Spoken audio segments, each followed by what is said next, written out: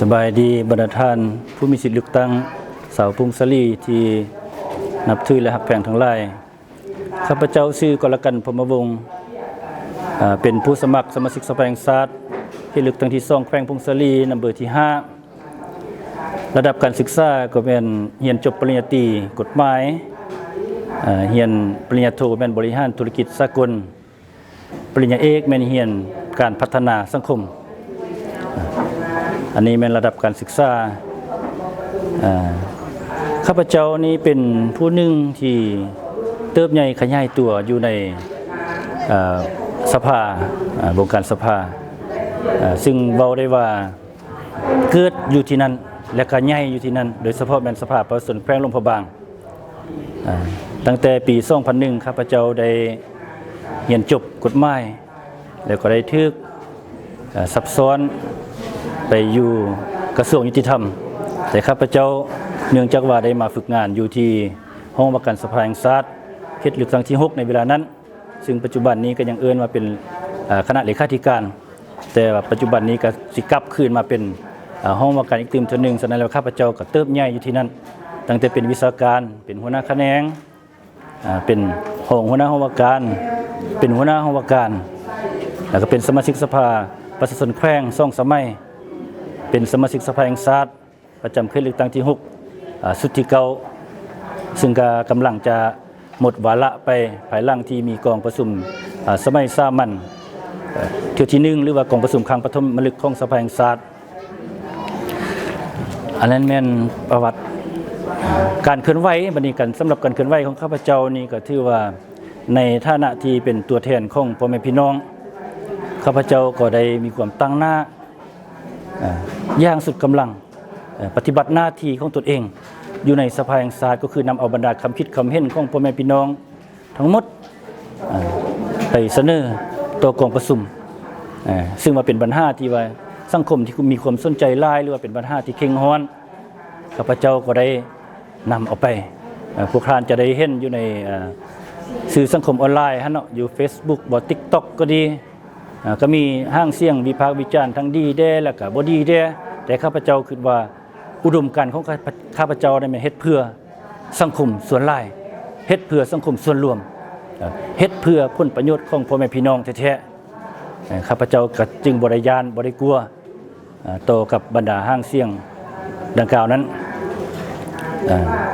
และอันอีกอันนึงแหละแม่นการลงมาโฆษณาห้างเสียงในเทื่อนี้ก็แม่นเพื่อ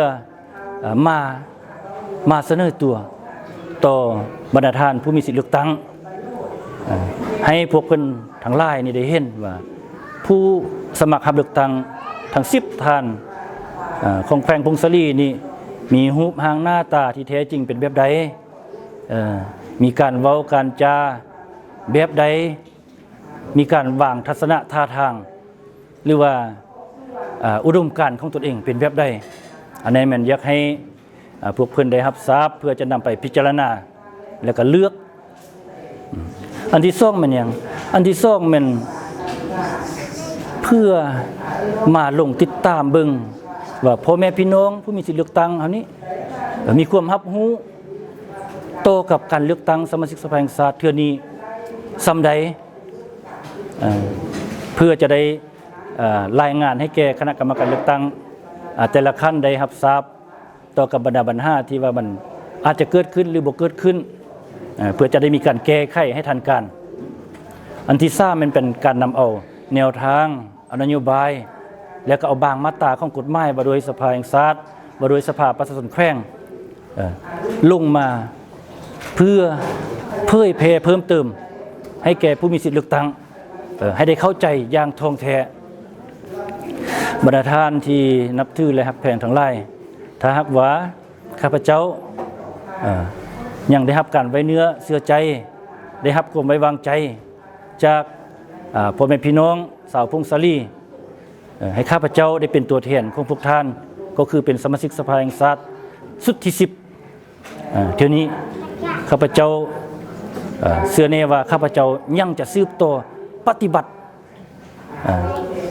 อุดมการณ์ของข้าพเจ้าก็คือการเป็นตัวแทนของพ่อแม่พี่น้อง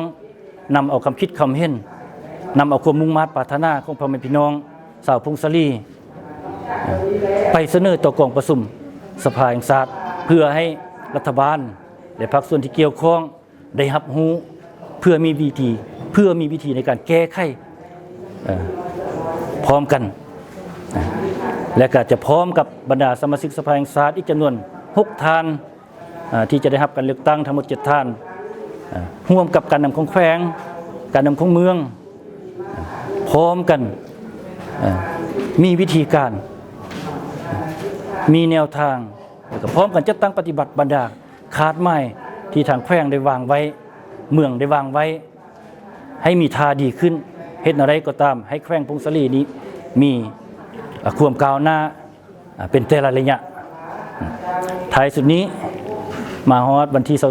22ที่จะมาถึงนี้ก็อีกเหลือบ่เท่าใดวันจะเป็นการเลือกตั้งสมาชิกสภาแห่งชาติก็คือสมาชิกสภาประชาชนแขวงถือว่าเป็นปางบุญใหญ่ของพวกเราฉะนั้นจึงขอเชิญชวนมายังบรรดาท่านผู้มีสิทธิเลือกตั้งทั้งหมดจงพร้อมกันอย่านอนหลับทับสิทธิ์แต่จงไปใช้สิทธิ์ของตนเองเพื่อป้อนบัตรคัดเลือก